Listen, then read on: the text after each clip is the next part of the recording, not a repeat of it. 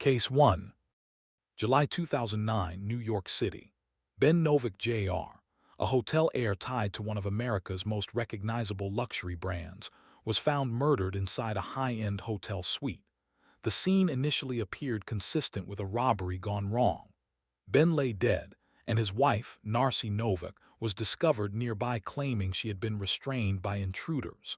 At first glance, the narrative suggested an external attack. However, investigators noted irregularities almost immediately. Within a short period, attention shifted away from unknown assailants and toward the person who had been closest to the victim, his wife. Ben Novick Jr.'s body was discovered inside the couple's hotel room after Narcy Novick alerted authorities, reporting that intruders had entered the suite during the night. She claimed she had been bound and assaulted while her husband was attacked. Police arrived to find Ben deceased and Narcy restrained in the hallway. Despite the violent outcome, the scene showed no evidence of forced entry. The hotel room was largely undisturbed, and valuables remained in place. Security logs showed no suspicious movement consistent with a break-in. These inconsistencies raised immediate concern. Investigators noted that the physical evidence did not align with the account being presented. Ben Novick Jr.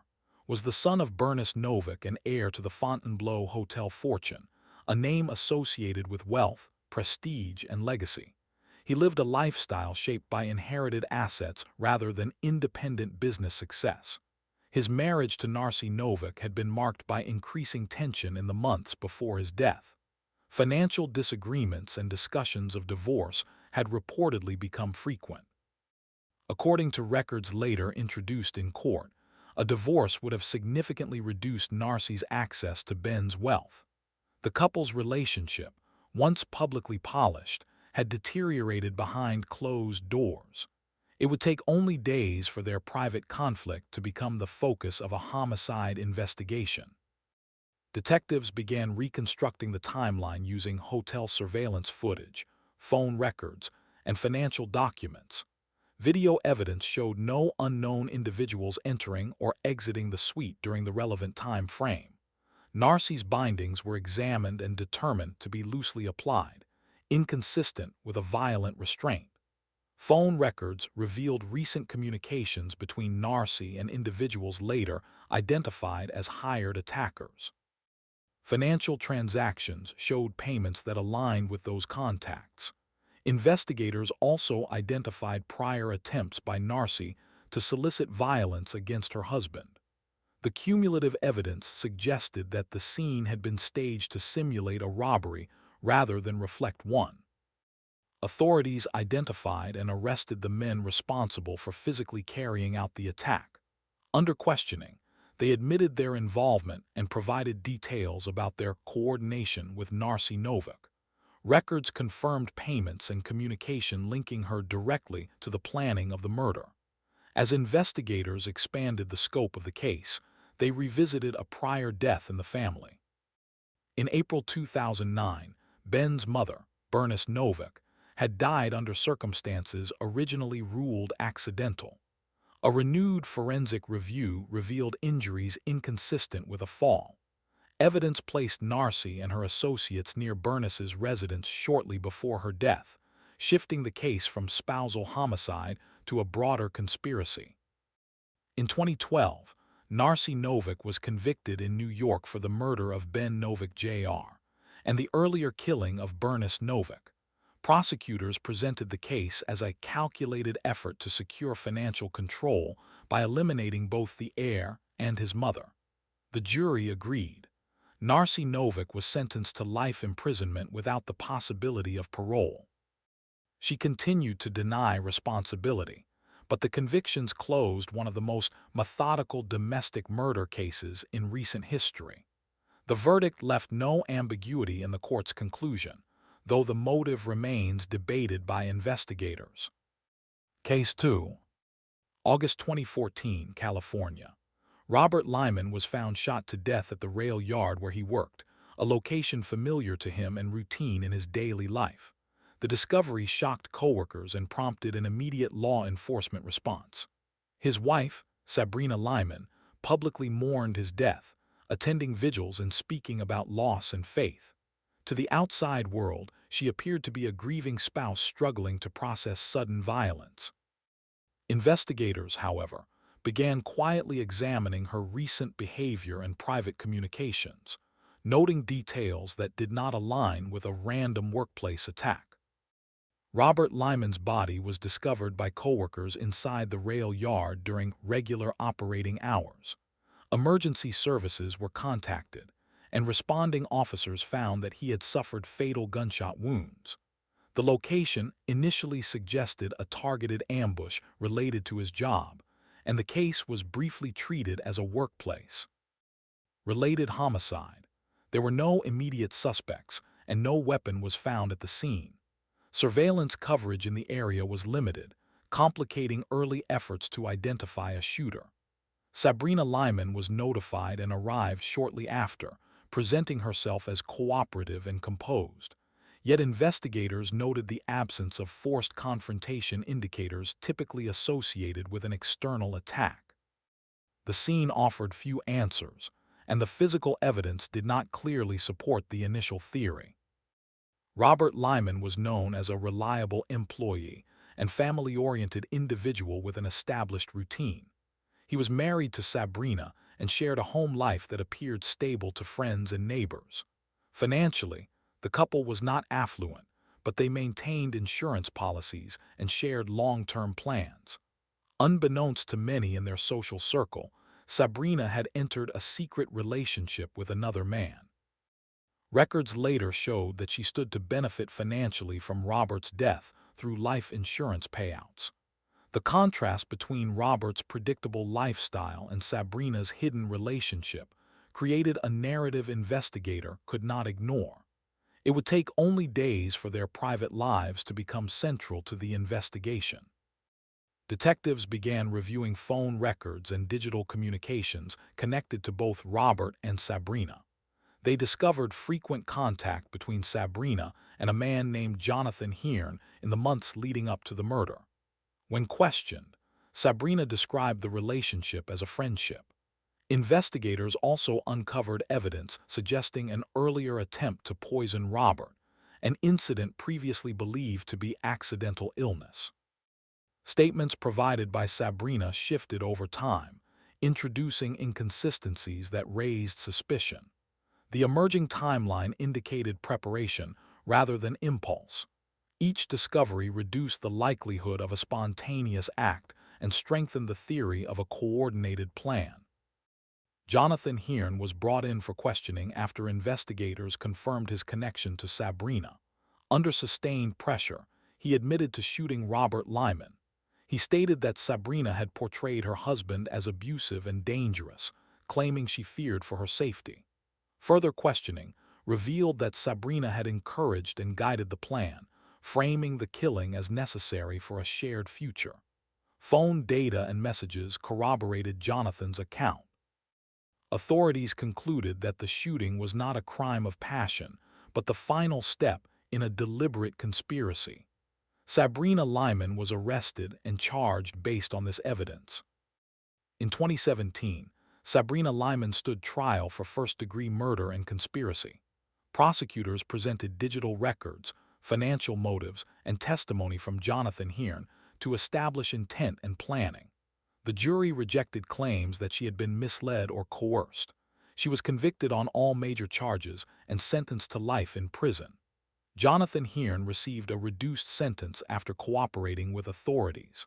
Sabrina showed little outward reaction as the verdict was read. The case concluded with a clear legal outcome, though it left unresolved questions about how long the planning had been underway before Robert Lyman's death. Case 3. December 2000, Florida. Mike Williams disappeared during what was supposed to be a routine duck hunting trip on Lake Seminole. When he failed to return home, concern quickly turned into a search operation. His absence was treated as an unfortunate outdoor accident rather than a crime. With no body recovered and no immediate evidence of foul play, authorities concluded that Mike had likely drowned. The case appeared resolved. For years, it remained a closed chapter, quietly accepted by the community. That conclusion would stand unchallenged for 16 years, until new events forced investigators to reconsider what had really happened on the lake. Search teams later located Mike Williams's boat floating empty near the reeds. Inside, his shotgun and personal items were found undisturbed. There were no signs of a struggle, no blood, and no indication of violence. Wildlife experts suggested that if Mike had fallen into the water, alligators could have removed any remains. Without a body, investigators lacked the evidence required to pursue a homicide inquiry. Denise Williams reported her husband missing and cooperated with authorities. The incident was classified as a presumed accidental drowning. The absence of physical proof closed investigative paths, leaving only speculation. Officially, Mike Williams had vanished due to a tragic accident, and the case was shelved. Mike Williams was known as a dependable husband, a devoted father, and a stable provider. He worked consistently and maintained a routine centered on family and community involvement. His marriage to Denise Williams appeared conventional, but records later revealed a different reality. Denise was financially dependent on Mike and had taken out multiple life insurance policies in his name. Evidence would later show she had also begun planning a future that did not include him. While Mike believed he was maintaining a stable household, Denise was cultivating a relationship with his close friend, Brian Winchester. It would take only days for this hidden dynamic to become critical to the investigation. The case remained dormant until 2016, when Denise Williams was kidnapped at gunpoint by Brian Winchester. She survived the incident, but the crime drew renewed attention to their relationship. Investigators questioned why her husband's former best friend would commit such an act unless deeper ties existed. During the kidnapping investigation, detectives revisited Mike Williams's disappearance. Inconsistencies in prior statements and the financial arrangements surrounding the life insurance policies raised concern. Brian Winchester faced serious charges and potential prison time. Under mounting pressure, he began providing information that challenged the long-standing assumption that Mike's death had been accidental. Brian Winchester eventually confessed that Mike Williams had not drowned. He detailed a plan devised with Denise Williams to eliminate her husband. According to his account, he lured Mike onto the lake under the pretense of a hunting trip. When Mike realized something was wrong and attempted to escape, Brian shot him. He then disposed of the body in a remote area. Brian stated that Denise had orchestrated the plan, motivated by insurance money and the promise of a shared future. His confession was supported by financial records and corroborating evidence. Denise Williams was arrested and charged in connection with the murder. In 2019, Denise Williams was convicted of first-degree murder, conspiracy to commit murder, and accessory after the fact. Prosecutors presented Brian Winchester's testimony alongside financial documentation and behavioral evidence. The jury found that the disappearance had been a calculated act rather than an accident. Denise was sentenced to life in prison without the possibility of parole. Brian Winchester received a separate sentence for his role in the crime. The case closed nearly 2 decades after Mike Williams vanished, ending a long-held assumption of accidental death. The motive behind the killing, however, continues to be examined by investigators. Case 4. July 2023, Bahamas. Authorities reviewing digital evidence during an unrelated investigation intercepted a message that would immediately alter the course of a criminal inquiry. The message, brief and direct, allegedly ordered the murder of former NFL player Robert Shiver. At the time, Robert was not reported missing or injured. The message did not surface through a domestic complaint or a welfare check. Instead, it appeared incidentally, embedded within data seized for a separate crime. What investigators uncovered suggested that a violent plan had been initiated before any physical harm occurred. The message was discovered during a burglary investigation conducted by Bahamian police. While searching a suspect's mobile device for evidence related to the theft, officers encountered text exchanges referencing a planned killing.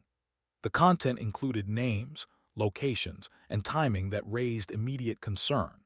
Authorities determined that the intended target was Robert Shiver, who was present in the Bahamas at the time. The language of the message indicated intent rather than fantasy or exaggeration. Investigators halted the burglary inquiry and escalated the matter, notifying senior officials and coordinating with international partners. The discovery marked the transition from property crime to a suspected conspiracy to commit murder. Robert Shiver was married to Lindsay Shiver, and the couple had been experiencing significant marital conflict. Records later showed disputes involving infidelity allegations, public humiliation, and escalating tension. Lindsay was reportedly involved in an extramarital relationship, and the exposure of that affair intensified the breakdown of the marriage.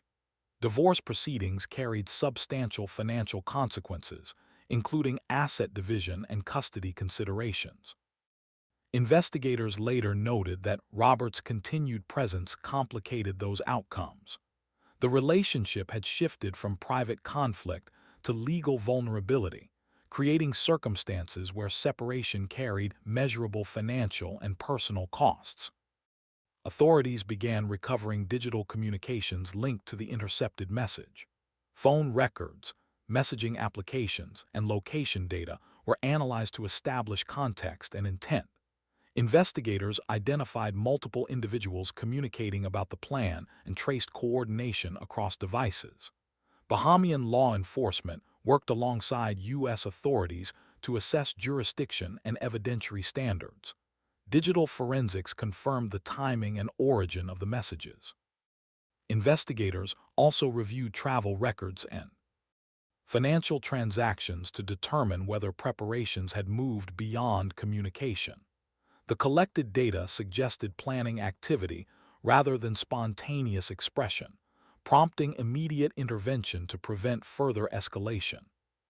Lindsay Shiver was arrested along with alleged co-conspirators after authorities determined there was sufficient cause to believe a murder plot had been initiated. The arrests were made before any physical attack occurred. Investigators stated that the evidence supported charges of conspiracy to commit murder. Each individual was taken into custody and formally charged under Bahamian law. The case drew international attention due to the public profile of the individuals involved and the nature of the evidence. The arrest marked the disruption of the alleged plan before it could be carried out. Legal proceedings remain ongoing.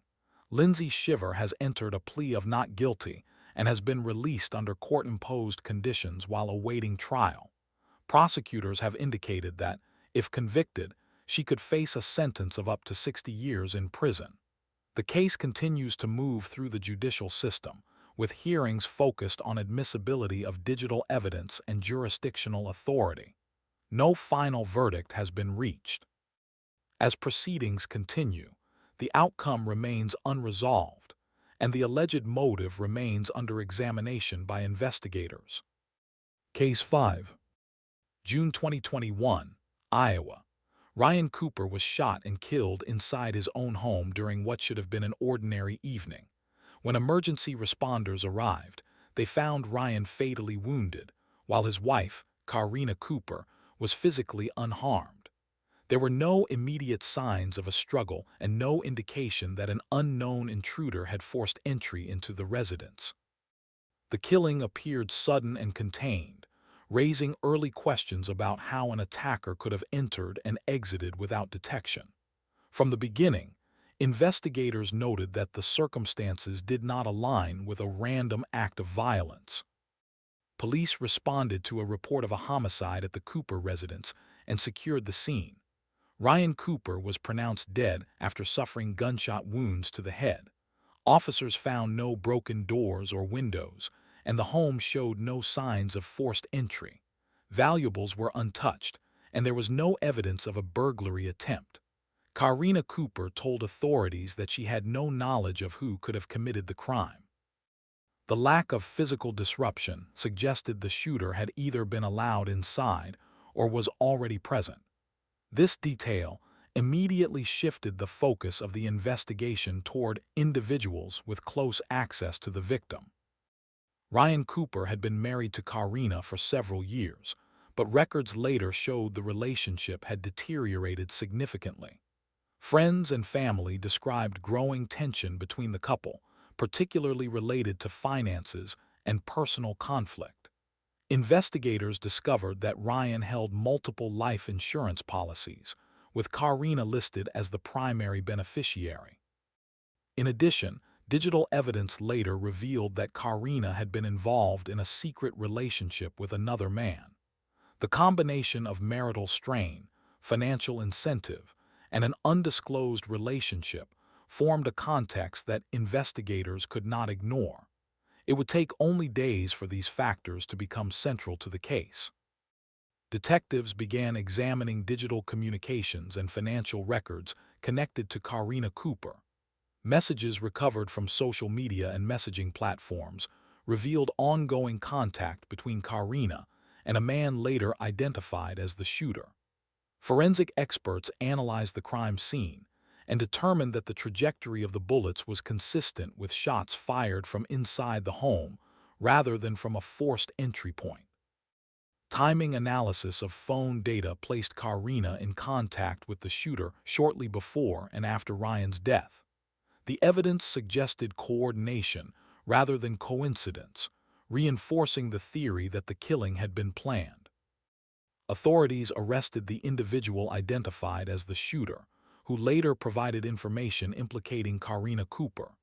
Communication records, including messages and call logs, established a connection between the two that extended beyond casual contact. Prosecutors argued that Karina had facilitated the crime by providing access and direction. The evidence presented showed a clear sequence of planning, execution, and financial benefit. Based on this information, Karina Cooper was charged and ultimately convicted for her role in orchestrating the murder. The case moved forward without evidence supporting an alternative suspect or accidental explanation. In 2025, Karina Cooper was found guilty of murder following a jury trial. Prosecutors outlined the financial motive, digital coordination, and forensic findings linking her to the crime. She now faces an anticipated life sentence under Iowa law. In parallel, Ryan Cooper's family initiated legal AC to recover life insurance proceeds paid out after his death, citing statutes that prevent individuals from benefiting financially from crimes they commit. Karina Cooper remains in custody as sentencing proceedings continue.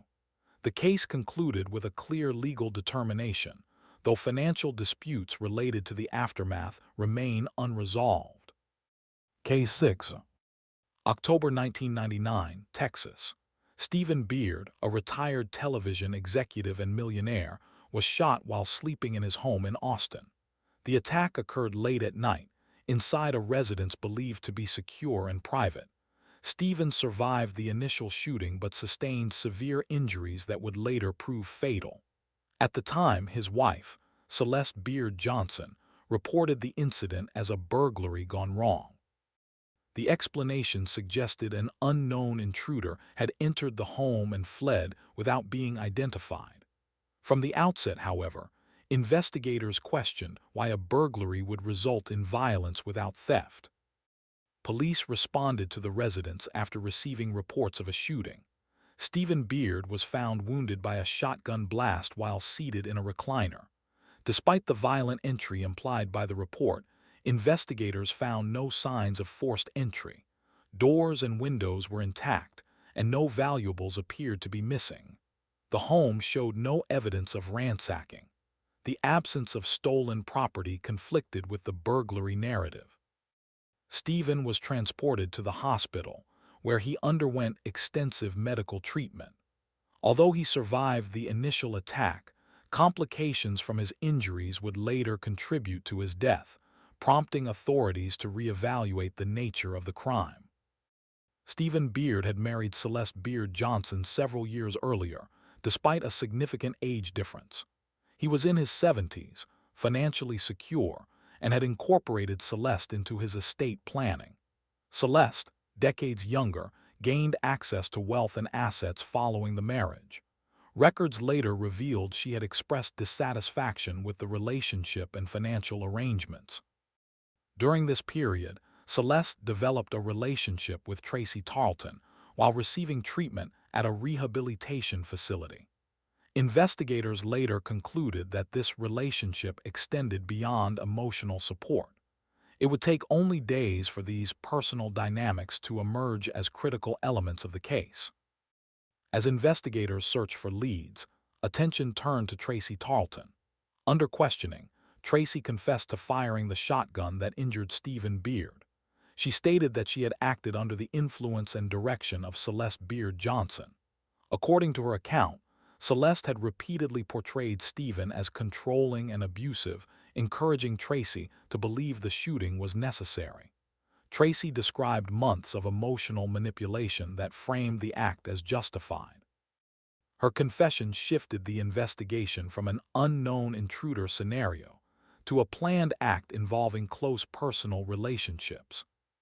Authorities reviewed financial records, communication logs, and witness statements to determine the extent of Celeste's involvement. Evidence showed Celeste stood to gain significantly from Stephen Beard's death. Testimony and documentation supported the claim that she had orchestrated the plan while positioning Tracy as the sole perpetrator. Investigators concluded that Celeste had intentionally manipulated events to distance herself from direct involvement. The evidence established that she was not a passive participant, but the primary planner behind the shooting. Celeste Beard Johnson was arrested and charged with murder. Celeste Beard Johnson was tried and convicted for her role in Stephen Beard's death. Prosecutors presented the case as a deliberate effort to secure financial gain through manipulation and violence. She was sentenced to life imprisonment. Tracy Tarleton received a reduced sentence in exchange for her cooperation and testimony. Stephen Beard died months after the shooting due to complications related to his injuries. The case concluded with a clear determination of responsibility, though Celeste has continued to deny wrongdoing. The conviction remains one of the most closely examined examples of orchestrated domestic homicide. Case 7. February 2018, Connecticut. A welfare check intended to locate a missing university professor led authorities to a discovery hidden inside his own home. Dr. Pierluigi Bigazzi, a respected pathologist, had not been seen for months, prompting concern from colleagues. When officers entered the residence, they did not find a man who had quietly relocated or fallen ill. Instead, they uncovered evidence that his disappearance had been deliberately concealed. The missing professor was not gone at all. He had been hidden beneath the same roof he once shared with his wife. The welfare check was requested after Dr. Bigazzi failed to appear for work and stopped communicating with his employer. Police arrived at the couple's home and received no response.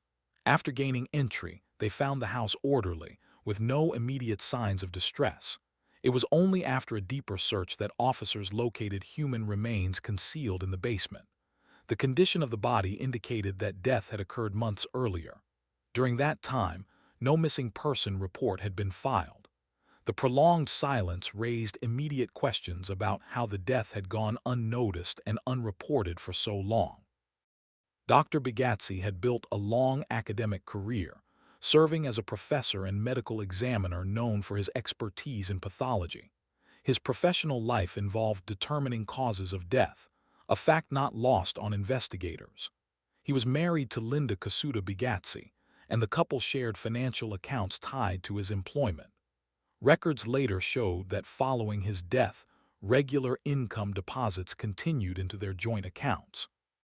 Bills were paid on time, and daily life appeared uninterrupted.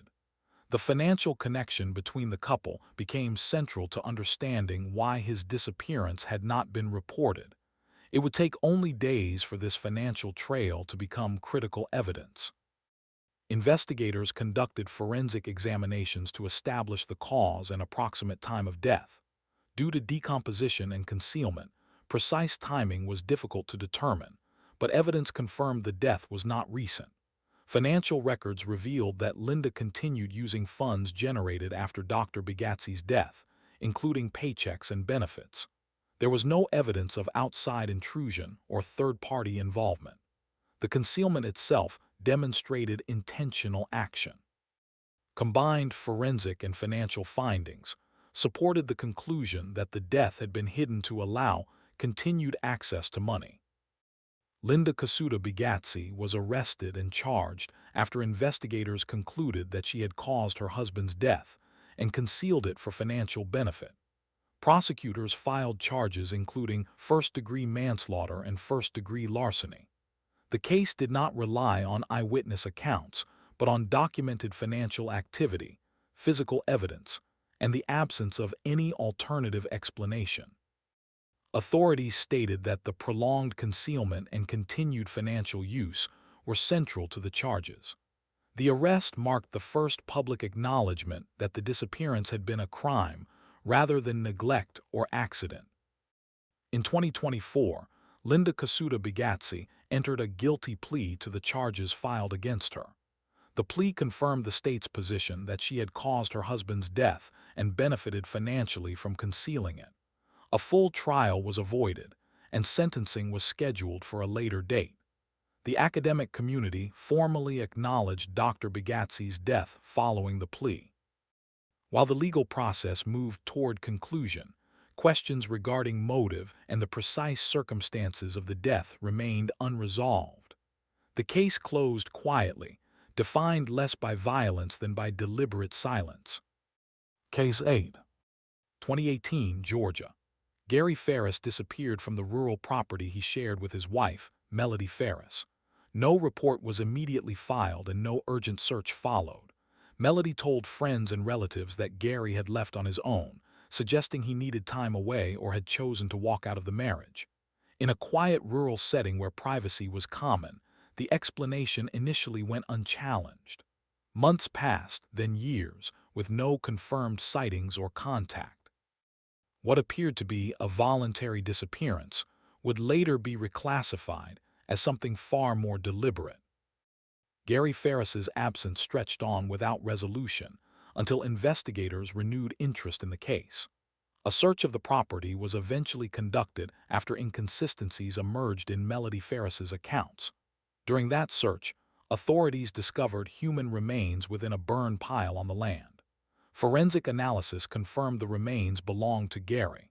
The condition of the bones indicated exposure to extreme heat, suggesting an attempt to destroy evidence rather than conceal a body intact.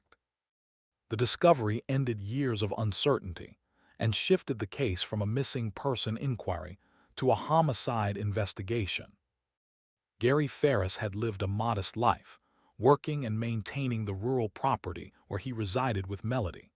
Records and witness statements later showed the marriage had been strained by ongoing financial difficulties. Investigators also uncovered evidence that Melody had been involved in an extramarital relationship during the period leading up to Gary's disappearance. The combination of financial pressure and personal conflict provided context for the breakdown of the relationship. What had been described as a quiet domestic arrangement was revealed to be marked by instability. It would take only days for these factors to become central to the prosecution's theory. Forensic teams conducted a detailed examination of the property, focusing on areas that could have been used to conceal or destroy Evie. Dense, ballistic analysis indicated Gary had been shot before his body was burned. Investigators found no evidence supporting Melody's claim that Gary had left voluntarily. Digital records, witness statements, and physical evidence contradicted her explanations. The absence of any travel activity, financial use, or communication from Gary following his disappearance further undermined the narrative of a self-imposed absence. Each finding narrowed the scope of the investigation toward a single suspect. Melody Ferris was arrested after investigators concluded the evidence established her responsibility for Gary's death. Prosecutors relied on ballistic findings, forensic recovery of remains, and testimony regarding her behavior after his disappearance. During legal proceedings, Melody attempted to deflect blame, suggesting that her own son was responsible. Authorities rejected this claim, citing lack of supporting evidence. The prosecution presented a consistent timeline showing motive, opportunity, and concealment. The arrest marked the end of years of uncertainty surrounding Gary Ferris's disappearance. In 2024, Melody Ferris was convicted of murder and related charges. The court sentenced her to life in prison, with the possibility of parole after 30 years. The verdict concluded a case that had remained unresolved for years due to delayed reporting and concealment of evidence. Gary Ferris was formally acknowledged as a homicide victim rather than a missing person. While the sentence provided legal closure, the circumstances surrounding the years-long concealment continued to raise questions about how the disappearance went unchallenged for so long. Case 9. January 2017, Los Angeles. Fabio Cementilli was found murdered behind his own home in the Woodland Hills neighborhood. He had suffered multiple stab wounds and was pronounced dead at the scene. The discovery stunned family members, neighbors, and colleagues who knew him as a successful executive in the beauty industry. Police initially approached the scene as a possible home invasion, noting signs that suggested an intruder had entered the property. At first glance, the attack appeared sudden and external. However, details surrounding the location, timing, and circumstances of the killing quickly raised doubts about that initial assumption. Investigators observed what appeared to be signs of forced entry, leading to an early theory of robbery. Items from the home were reported missing, reinforcing that narrative. Fabio's wife, Monica Cementilli, was not present at the time of the attack and later described shock and grief. The crime scene suggested violence but lacked clear indicators of a struggle extending beyond the victim. Surveillance coverage in the area was limited, and no immediate suspects were identified. Despite the robbery theory, detectives noted that the staging appeared selective. Only Fabio had been targeted, and the supposed theft lacked follow-up activity, prompting closer scrutiny of the circumstances. Fabio Cementilli had built a public career marked by visibility and professional success. He was widely known in the beauty industry and maintained an active social presence. His marriage to Monica appeared stable in public, with the couple frequently attending events together. Privately, investigators later uncovered evidence that the relationship was strained. Monica had been involved in a long-term extramarital relationship that had not been disclosed to Fabio. Financial records showed that Fabio carried substantial life insurance policies, with Monica positioned to benefit significantly. The contrast between public stability and private deception became central to understanding the case. As the investigation progressed, detectives examined phone records and financial documents connected to Monica Cementilli. They identified extensive communication between Monica and a man later identified as her romantic partner. Timing analysis showed contact before and after the murder. Financial records demonstrated a clear monetary benefit tied to Fabio's death. Items reported stolen were never recovered or used, undermining the robbery narrative. Investigators concluded that the forced entry appearance had been staged. Each layer of evidence weakened the original theory and pointed instead toward a coordinated plan involving someone close to the victim. Authorities determined that Monica Cementilli and her romantic partner had coordinated the attack. Evidence showed planning, communication, and shared intent leading up to the murder. Her partner was arrested and charged, and further investigation established Monica's role in facilitating the crime. Prosecutors argued that she had provided access, timing, and motive. The case moved forward on the basis that the killing was not spontaneous but orchestrated. The evidence demonstrated cooperation rather than coercion, leading to charges that reflected deliberate involvement rather than passive association. In 2025, Monica Cementilli was convicted of first-degree murder and conspiracy. The jury rejected claims that she had been unaware of the plan or manipulated by others. She was sentenced to life in prison without the possibility of parole. Fabio Cementilli's family addressed the court, emphasizing the betrayal involved in the crime. The conviction brought legal closure to a case that had unfolded over several years. While the verdict resolved the question of responsibility, it left enduring questions about how trust had been exploited within a marriage that appeared stable to the outside world. Case 10. June 2024, Canterbury, England. Jeremy Rickards was reported missing by his wife, Maureen Rickards, after he failed to make contact with family members. She told relatives that he had left to clear his head and suggested he may have traveled abroad. The report did not initially trigger an urgent response. Jeremy had no immediate travel records, but there was no evidence at that stage to contradict the account. For several days, the disappearance remained a concern rather than a crime, until authorities expanded their search to the couple's property. Police conducted a search of the Rickards' residence after inconsistencies emerged in the timeline provided. In the back garden, officers located a large zippered storage bag concealed among shrubs. Inside were human remains later identified as Jeremy Rickards. Forensic assessment showed the body had been concealed for weeks, not days. The discovery immediately contradicted the missing person narrative. Evidence indicated the body had been deliberately hidden on the property rather than disposed of elsewhere. The case shifted from disappearance to homicide at the moment the remains were recovered. Jeremy Rickards had lived largely isolated in the months leading up to his death. Records and witness statements referenced a history of domestic conflict within the marriage, including allegations of abuse and control. Jeremy did not seek formal protection or report incidents to authorities. Investigators later noted patterns consistent with social withdrawal and dependency. His isolation limited external oversight of his well-being. These circumstances provided context for how his absence went initially unquestioned, and how prolonged concealment became possible within a private domestic setting. Forensic pathology established the cause of death as a combination of stabbing and strangulation. Entomological analysis determined insect activity, inconsistent with the timeline provided by Maureen Rickards. Temperature patterns and decomposition stages confirmed the body had been concealed significantly earlier than reported. Bloodstain analysis inside the home revealed signs of a struggle that had been cleaned. Each forensic finding directly contradicted the account of a recent disappearance.